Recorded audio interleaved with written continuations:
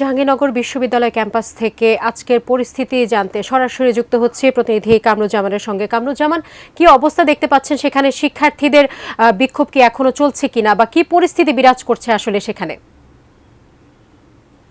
ধন্যবাদ সাজিয়া। আমি এই মুহূর্তে কিন্তু রয়েছি একদম জাহাঙ্গীরনগর বিশ্ববিদ্যালয়ের যে পুরাতন নতুন যে কলা ভবনের সামনে, যেখানেই কিন্তু এই দুর্ঘটনাটা ঘটেছিল, যে আফসানা করিম রাঁচির যে রিকশায় যে আঘাত লেগে যে গাছের সাথে ধাক্কা লেগে এবং সেখানে যে তার মৃত্যু হয়, সেই জায়গাতে আমি রয়েছি। আমি আপনাদেরকে একটু দেখাই যে এই যে গাছ আমার সামনে দেখতেই পাচ্ছেন, যেখানে এই গাছের সাথে কিন্তু ধাক্কা খেয়ে এই একই জায়গা আজকের কিন্তু এই দুর্ঘটনা কিন্তু ঘটেছে।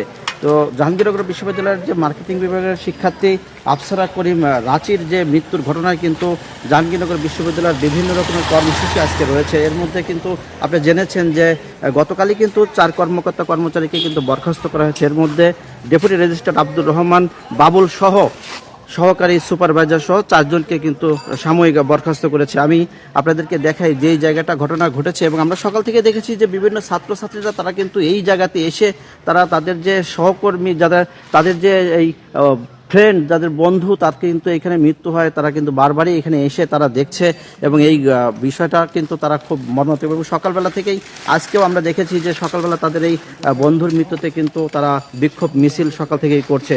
একটা বিষয় জানিয়ে রাখি যে এই মার্কেটিং বিভাগের শিক্ষার্থী আফসানা করিমের মৃত্যুতে আজকে কিন্তু জাহাঙ্গীরনগর বিশ্ববিদ্যালয়ের শোক দিবস ঘোষণা করেছে। এছাড়াও সব ক্লাস পরীক্ষা কিন্তু বর্জন রেখেছে।